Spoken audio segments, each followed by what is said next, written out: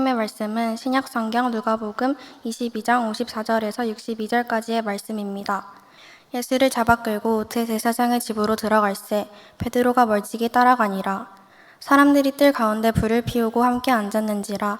베드로도 그 가운데 앉았더니 한 여종이 베드로의 불빛을 향하여 앉은 것을 보고 주목하여 이르되 이 사람도 그와 함께 있었느니라 하니, 베드로가 부인하여 이르되 이 여자여 내가 그를 알지 못하노라 하더라. 조금 후에 다른 사람이 보고 이르되 너도 그 도당이라 하거늘, 베드로가 이르되 이 사람아 나는 아니로라 하더라. 1시간쯤 있다가 또 한 사람이 장담하여 이르되 이는 갈릴리 사람이니 참으로 그와 함께 있었느니라. 베드로가 이르되 이 사람아 나는 내가 하는 말을 알지 못하노라고 아직 말하고 있을 때에 닭이 곧 울더라. 주께서 돌이켜 베드로를 보시니 베드로가 주의 말씀 곧 오늘 닭 울기 전에 내가 3번 나를 부인하리라 하심이 생각나서 밖에 나가서 심히 통곡하니라. 아멘.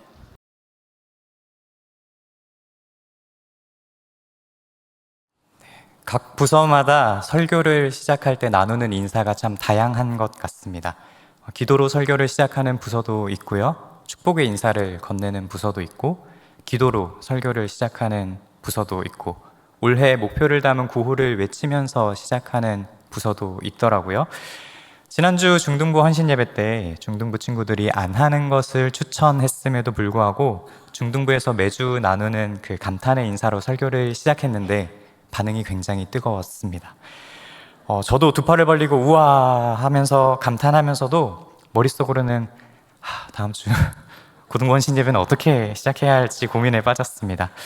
고등부에서는 사랑합니다 라는 인사로 설교를 시작하는데요. 오늘은 특별히 고등부 헌신 예배로 영혼의 모든 성도님들과 함께 예배하며 나아가는 자리이다 보니까 조금은 새롭고 낯선 방법으로 인사하기를 도전해 보고자 합니다.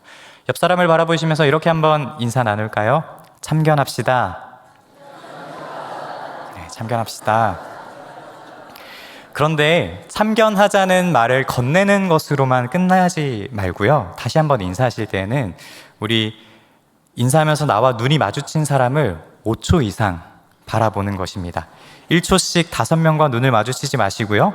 나와 가장 먼저 눈이 마주친 사람을 5초 이상 바라보면서 이렇게 인사해 보는 겁니다. 다시 한번 인사하겠습니다. 참견합시다. 네, 저랑은 아무도 눈을 마주쳐 주시지 않네요. 네. 감사합니다. 5초라는 시간이 굉장히 길죠. 인사라는 것은요, 여러분, 누군가를 만나거나 헤어질 때 상대방에게 예를 갖춘 말이나 행동을 건네는 것입니다. 그런데 참견하자라는 말은 상대방에게 예를 갖춘 말은 아니라고 생각됩니다. 왜냐하면 나와 상관없는 일에 끼어들어서 이래라 저래라 훈수를 두는 그 참견질은 상대방을 배려하는 행동이 아니라 오히려 상대방을 불편하게 만드는 행동인 경우가 훨씬 많기 때문입니다. 오늘 설교 제목은 예수님처럼 참견하기입니다. 그리고 일주일 앞으로 다가온 고등부 여름 수련의 주제는 참견입니다. 설교 제목을 보거나 그리고 여기저기 붙어있는 고등부 여름 수련의 포스터를 보았을 때 대체 얘네는 뭘 하려고 하는 건지 궁금하기도 하면서 또 한편으로는 걱정과 우려 섞인 눈빛으로 우리 고등부를 바라봐 주셨는지 모르겠습니다. 누구나 그렇겠지만 어떤 타이틀을 정할 때 꽤 많은 시간과 노력을 들일 것입니다. 특히 청소년을 대상으로 하는 설교 제목을 정하는 것은 설교 제목을 딱 보았을 때 흥미나 호기심이 유발되면서도 설교에서 가장 핵심적으로 전하고자 하는 내용을 담고 있어야 하기 때문에 많은 고민을 기울이는 편입니다.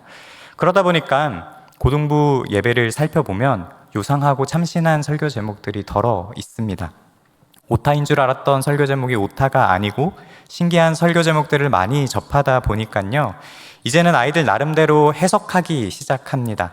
작년 겨울 수련회는 물고기 파티라는 제목으로 주제로 요나서를 살펴보았습니다. 그런데 나는 해산물보다 고기가 더 좋다고 해서 올해 겨울 수련회는 성경에 나오는 여러 동물들을 본문으로 삼아서 고기 파티라는 주제로 수련회를 진행했습니다. 그러니까 내년 겨울은 야채 파티로 할 거냐는 친구들도 있습니다. 정말 그렇게 해야 될지 진지하게 고민 중입니다. 그리고 이번 여름 수련회 주제가 참견으로 발표되자 이제는 아이들이 나름의 주장을 펼치면서 해석하기 시작합니다.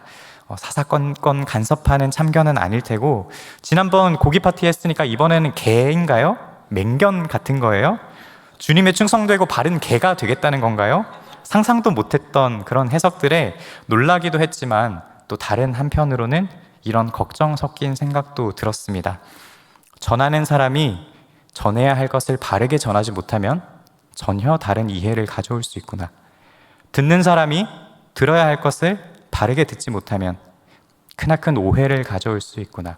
그리고 눈뜬 자가 바르게 보지 못한다면 완전히 다른 방향으로 접근할 수 있겠구나. 그래서 우리는 바른 것을 보고 듣고 말하는 것이 참으로 중요하다라는 것을 깨닫게 되었습니다.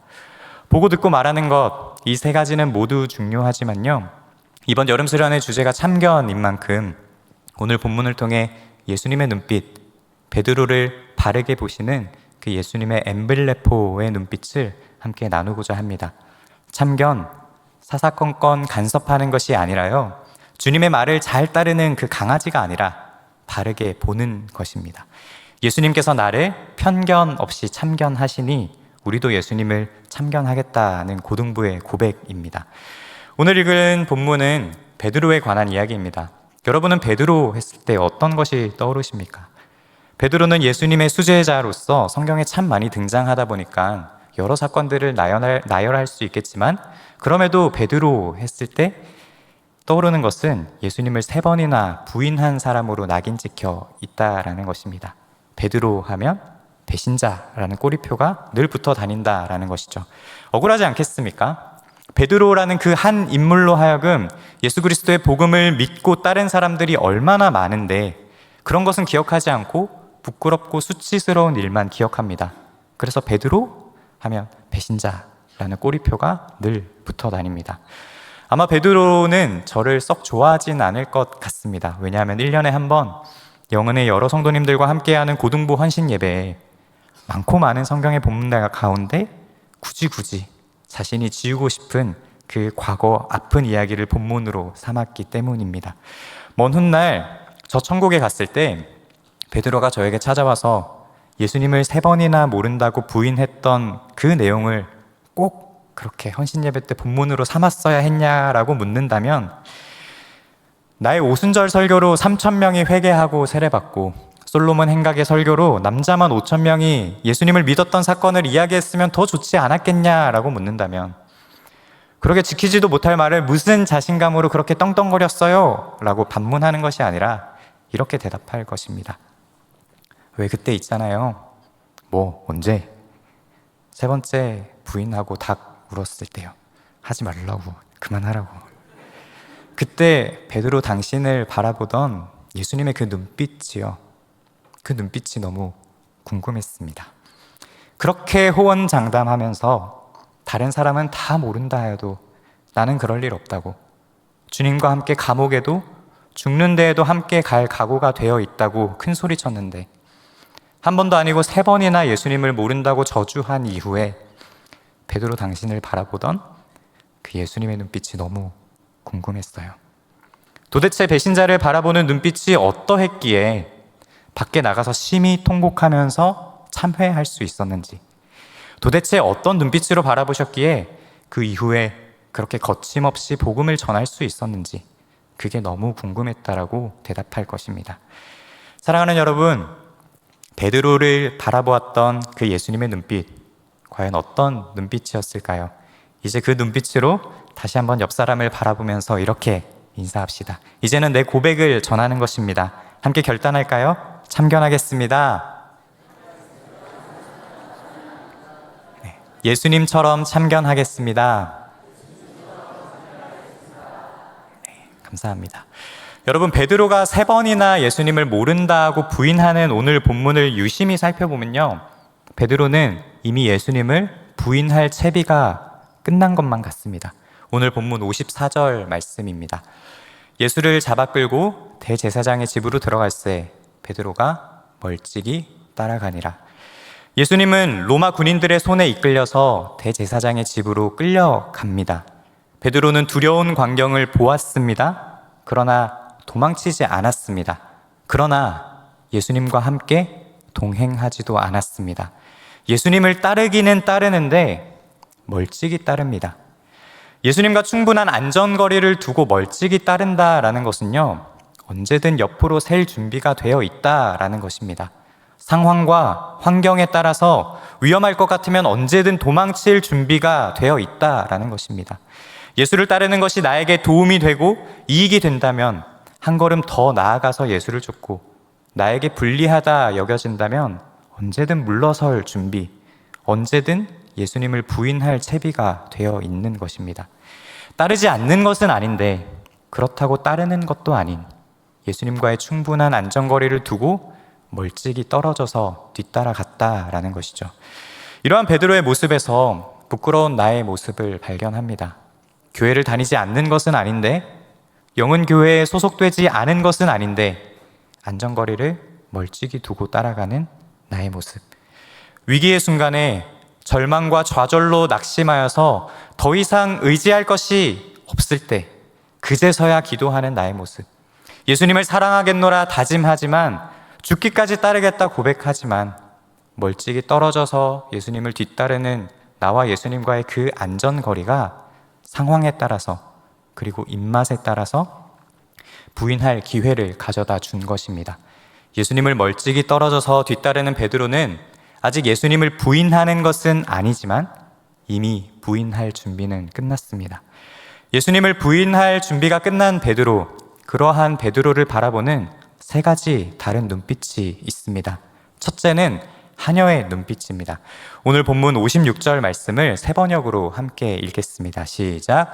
그때 한 하녀가 베드로가 불빛을 안고 앉아있는 것을 보고 그를 빤히 노려보고 말하였다. 이 사람도 그와 함께 있었어요.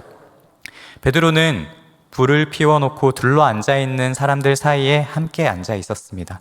그런데 한 여종이 여러 사람들 사이에서 베드로를 발견합니다. 자세히 살펴보니까, 기억을 더듬어 보니까 저 사람은 예수와 한패였던 사람인 것 같습니다. 그래서 그 여종은 베드로를 빤히 노려보면서 말합니다. 이 사람도 예수라는 자와 함께 있었던 사람입니다. 여종의 눈빛은요, 베드로를 노려보는 눈빛입니다. 원어를 살펴보면 이 여인의 눈빛은 아테니조입니다. 주시하다, 열심히, 똑바로 쳐다보다 라는 의미를 지닌 아테니조. 그 여종의 눈빛은 위협과 의심의 눈초리로 베드로를 째려보는 눈빛입니다. 자신을 째려보는 한 여인과 눈이 마주친 베드로는 두려웠을 것입니다. 이미 예수님과의 거리를 멀찍이 두고 부인할 채비를 갖춘 베드로에게 노려보는 눈빛, 아테니조의 눈빛이 닿으니까 베드로는 이내 예수님을 부인합니다. 57절 말씀입니다. 베드로가 부인하여 이르되 이 여자여 내가 그를 알지 못하노라 하더라. 그리고 잠시 뒤에 베드로에게 두 번째 눈빛이 닿습니다. 어떤 사람이 베드로를 보고 이렇게 말합니다. 58절 말씀인데 같이 한번 읽겠습니다. 시작. 조금 후에 다른 사람이 보고 이르되 너도 그 도당이라 하거늘. 58절에 다른 사람이 베드로를 본 눈빛은요, 에이돈입니다. 이것은 시각적인 측면에서 바라보는 시선입니다. 아, 저기 사람이 있구나. 아, 아침이 밝았구나. 저기 새가 날아가는구나. 1차원적인 시선입니다. 인식입니다. 그냥 쳐다보면서 이야기한 것입니다. 잡아먹을 듯한 눈빛, 정죄하는 눈빛, 째려보는 눈빛이 아니라요, 그저 쳐다보는 에이돈이었을 뿐인데 베드로는 곧 이내 처음보다 더 날카로운 말투로 강경하게 예수님을 부인합니다. 58절 하반절 세번역 말씀입니다. 그러나 베드로는 이 사람아 나는 아니란 말이오 하고 말하였다. 무슨 일이든 처음이 어렵지 두 번째는 쉽습니다. 베드로는 그렇게 예수님을 두 번째 부인했습니다. 그리고 얼마 지나지 않아 또 다른 사람이 등장합니다. 59절 말씀입니다. 한 시간쯤 있다가 또 한 사람이 장담하여 이르되 이는 갈릴리 사람이니 참으로 그와 함께 있었느니라. 베드로가 예수와 한패라 주장하는 또 다른 사람의 시선은 성경에 기록되어 있지 않습니다. 어쩌면 이제는 베드로를 향한 그 눈빛 없이 음성만으로도 예수님을 쉽게 부인해 버리는 건지도 모르겠습니다. 처음에는 예수님을 멀찍이 뒤따르다가 자기를 노려보는 아테니조의 눈빛에 한 걸음 물러서게 되고, 시각적인 측면에 그 인식의 단계인 에이돈의 눈빛에 등 돌리게 되고, 이제는 눈이 마주치지 않았음에도 불구하고 예수와 반대 방향으로 도망치고 있으면서도 반복되는 배신에 이미 무뎌질 대로 무뎌져서 점차 더 강경하고 힘있게 예수님을 부인해 버렸는지도 모르겠습니다. 60절 말씀 세번역입니다. 여보시오, 나는 당신이 무슨 소리를 하는지 모르겠소. 베드로가 아직 말을 채 끝내기도 전에 곧 닭이 울었다. 그리고 베드로에게 닿은 세 번째 시선, 베드로를 똑바로 보시는 예수님의 눈빛입니다. 61절 말씀을 세 번역으로 함께 읽겠습니다. 시작. 주님께서 돌아서서 베드로를 똑바로 보셨다. 베드로는 주님께서 자기에게 오늘 닭이 울기 전에 내가 3번 나를 모른다고 할 것이다 하신 그 말씀이 생각났다. 닭 우는 소리에 생각난 베드로의 각오, 나는 절대 그럴 일 없다며 호언장담하던 그 베드로의 실패. 그때 베드로는 예수님과 눈이 마주치고 맙니다. 베드로를 똑바로 보시는 그 예수님의 눈빛, 그 눈빛은 어떤 눈빛이었을까요? 거봐, 내가 너 부인할 거라 그랬지? 큰 소리 떵떵 치더니 그럼 그렇지. 이러한 마음으로 한심하다는 듯 정죄하는 눈빛으로 베드로에게 말씀하셨을까요? 수지자라는 녀석이 어떻게 나를 한 번도 아니고 3번이나 부인할 수 있냐라며 증오에 가득 찬 복수의 눈빛으로 베드로를 바라보셨을까요? 베드로를 바라보시는 예수님의 눈빛은 엠블레포라는 단어가 쓰였습니다. 엠블레포는 관찰하다, 자세히 분별하다라는 의미를 지니고 있습니다. 로마 군인들에게 끌려가는 예수님의 모습을 보면서 너무나 두려웠을 베드로, 그로 인해 나 또한 무슨 해라도 당하지 않을까 두려움에 사로잡혔을 베드로, 그럴 일 없다고 큰 소리 쳤지만 내 의지와는 상관없이 3번이나 부인했다라는 사실에 자책하고 낙심하여서 괴로움에 잠겨버렸을 베드로, 그러한 베드로를 향한 예수님의 눈빛은 엠블레포, 관찰하는 눈빛입니다. 오늘 함께 나눈 베드로가 예수님을 부인하는 장면은요, 사복음서 모두 등장하는 내용입니다. 그래서 오늘 말씀의 평행 본문으로 마가복음의 내용을 살펴보니까요, 마찬가지로 관찰하는 눈빛인 엠블레포가 쓰였습니다. 그런데 예수님의 눈빛에 엠블레포가 쓰인 것이 아니라 베드로를 바라보는 그 여종의 눈빛에 엠블레포라는 단어가 쓰였습니다. 마가복음 14장 66절에서 67절 말씀을 함께 읽겠습니다. 시작.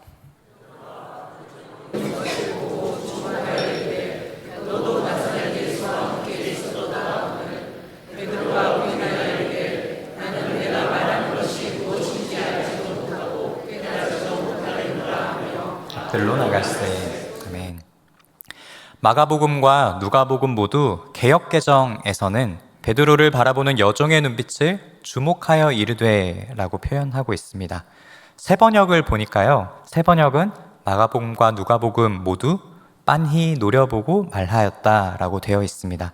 그런데 헬라어 원문을 살펴보니까요, 오늘 본문인 누가복음에서는 베드로를 바라보는 여종의 눈빛에 주시하다라는 의미의 아테니조가 쓰였는데, 마가복음에서는 관찰하다라는 의미의 엠블레포가 쓰였다는 것입니다. 베드로를 바라보는 그 예수님의 눈빛과 베드로를 바라보는 그 여종의 눈빛, 동일하게 엠블레포가 사용되었다는 것은 저에게 적잖은 충격을 안겨주었습니다. 헌신예배 설교 본문을 바꿔야 하나? 설교의 방향을 틀어야 하나? 온갖 고민을 안겨주었습니다. 그 고민 끝에 얻은 답은 이것이었습니다. 얼핏 보기엔 같아 보여도 다를 수 있구나. 껍데기는 같아도 알맹이는 다를 수 있구나 하는 사실이었습니다. 군 생활할 때 있었던 이야기입니다. 혹한의 겨울에 보일러 공사로 인해서 냉수로 샤워를 해야만 했던 시기가 있었습니다. 여러분, 한겨울의 그 차가운 물은 그냥 차가운 물이 아니라 얼음물이신 거 아시죠? 게다가 군대는 여름에도 찬물이 얼음물입니다.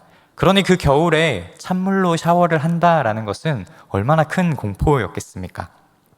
원테이크에 샤워를 할 수 없을 정도의 물 온도입니다. 심지어 머리도 한 번에 못 헹굽니다. 왜 욕심내서 한 번에 슬러시 많이 먹으면 머리 깨질 것 같은 그 느낌, 고통 아시죠?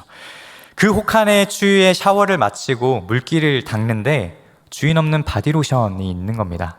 겨울이니까 피부 보습을 위해서 푹 짜서 온몸에 발랐습니다. 보습이 탁월한지 꾸덕하니 잘 발리기에 열심히 비비니까 향이 참 좋았습니다. 그런데 그제서야 알았습니다. 뭔가 잘못돼도 크게 잘못되었다라는 사실을 알았습니다. 알고 보니까 그것은 바디로션이 아니라 바디워시였던 것입니다.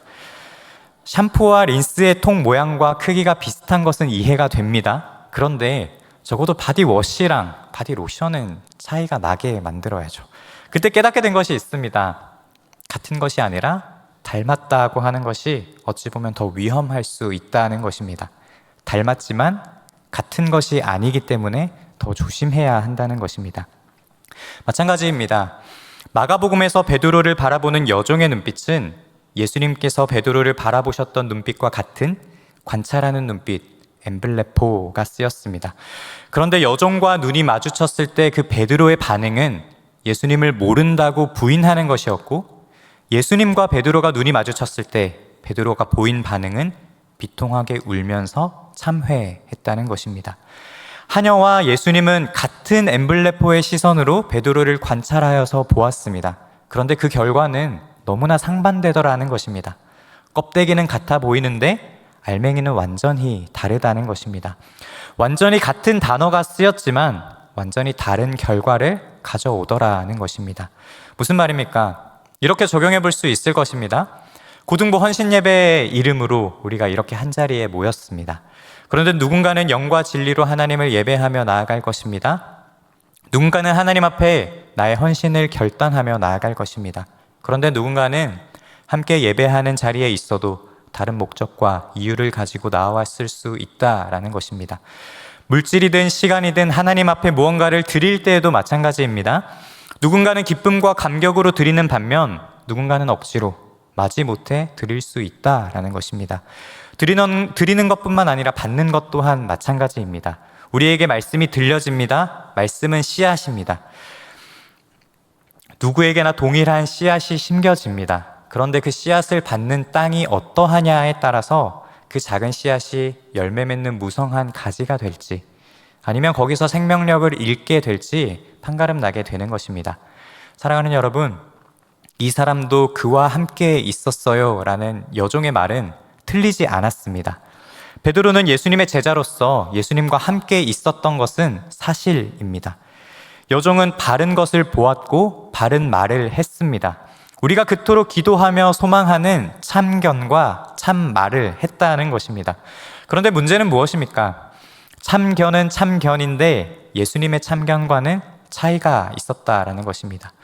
여종은 엠블레포의 시선으로 베드로를 잘 관찰하여 보았고 본 것을 토대로 거짓 없이 진실만을 이야기했습니다. 하지만 그 여인의 엠블레포는 멀찍이 거리를 두고 걸어가는 베드로와 예수님과의 거리를 좁히지 못했습니다. 하지만 베드로를 바라보시는 그 예수님의 참견, 예수님의 엠블레포는 자기를 3번이나 모른다고 부인해버린 베드로의 사실 그대로의 외면을 관찰하는 것이 아니라 베드로의 마음, 베드로의 내면 깊은 곳까지 관찰하여 보시는 그 엠블레포, 바르게 보는 참견이라는 것입니다. 베드로를 바라보시는 예수님의 눈빛은 이미 멀어질 대로 멀어지고 예수님으로부터 등을 돌리고 오히려 예수님으로부터 도망치던 베드로를 다시 돌이키게 하는 엠블레포의 눈빛, 바르게 보는 참견이라는 것입니다. 오늘 본문을 통해 3가지 시선을 살펴보았습니다. 좀 전에 띄웠던 슬라이드 다시 한번 보여주시겠어요? 네. 56절의 여종의 시선은 빤히 노려보며 똑바로 주시하는 아테니조입니다.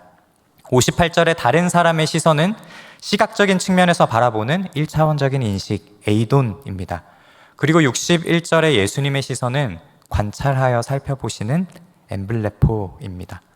겉으로 드러나는 외면뿐 아니라 우리의 마음 깊은 곳까지 관찰하여 살펴보시는 그 예수님의 사랑의 눈빛입니다. 그렇다면 우리는 어떤 시선으로 교회와 이웃을 바라보아야 할까요?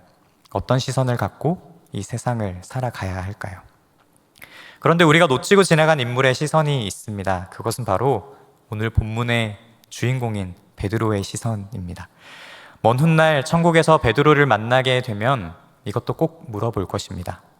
사람들마다 당신을 바라보는 눈빛이 제각각 달랐는데 베드로 당신은 그들과 눈을 마주쳤을 때 어떤 시선으로 그들을 바라보았습니까? 그리고 당신을 참견하시는 예수님을 어떤 눈빛으로 바라보았습니까?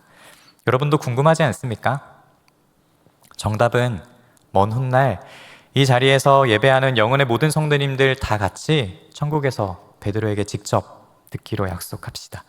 그런데 만약에 고등부 한 친구가 저에게 와서 전도사님 생각하기에 예수님을 바라보았던 그 베드로의 눈빛이 어떠했을 것 같냐라고 묻는다면 이렇게 대답할 것입니다. 몰라? 내가 베드로도 아닌데 왜 그걸 나한테 물어? 그런데 내가 예수님을 어떤 눈빛으로 어떻게 바라보든 예수님을 어떻게 생각하고 어떻게 오해하고 있을지라도 예수님은 나를 엠블레포의 눈빛으로 바라보시지 않았을까? 겉으로 드러나는 나의 외면적인 사실뿐 아니라 나의 마음 깊은 곳까지도 관찰하시며 나를 참견하시지 않았을까? 중요한 것은 예수님을 바라보는 베드로의 시선이 어떠했냐가 아니라 예수님께서는 배신자까지도 참견하셨다는 것이 중요한 것이 아닐까요? 예수님께서는 자기를 3번이나 모른다고 부인한 그 베드로를 참견하셨으니까 나 또한 참견하실 것이라는 그 믿음으로 예수님께 눈을 맞추는 것이 중요한 것 아닐까요? 사랑하는 여러분, 저는 예수님께서 베드로를 참견하셨으니 나 또한 그리고 우리 또한 참견하실 것이라 확신합니다. 아멘이세요? 이 확신은 제가 베드로보다 더 낫고 예수님을 부인하지 않아서가 아닙니다. 나 같은 죄인 살리시려고 십자가에 못 박혀 죽으셨는데 나를 참견하지 못하실 이유가 없기 때문입니다. 이해가 되십니까? 소변 보고 손 씻는 사람은 당연히 대변 보고 손 씻습니다. 맞습니까? 땅에 떨어진 500원을 줍기 위해서 자세를 낮추고 고개를 숙이는 사람은 50원을 줍고자 자세를 낮추고 고개를 숙이는 수고를 할지 안 할지는 모르는 것입니다. 하지만 1,000원이 떨어져 있으면 반드시 고개를 숙이고 자세를 낮추는 수고를 동반하여서 그 돈을 주울 것이라는 말입니다. 예수님께서 죄인 된 나를 죽기까지 사랑하셔서 십자가에 못 박혀 죽으셨습니다. 그렇기 때문에 내가 얼마나 더럽고 추악하고 연약한 죄인인지는 예수님의 참견에 걸림돌이 되지 않는 것입니다. 아멘. 그렇다면 중요한 것은 무엇입니까? 나의 시선이 어떠함과 상관없이 참견하시는 예수님을 바라보는 것입니다.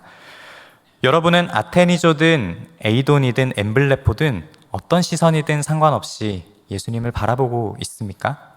우리에게 볼 수 있는 그 두 눈이 허락되었음에도 불구하고 예수님을 바라보지 못하고 있지는 않습니까? 이사야 6장은요, 이사야 소명장으로 잘 알려져 있습니다. 굉장히 중요한 내용을 담고 있죠.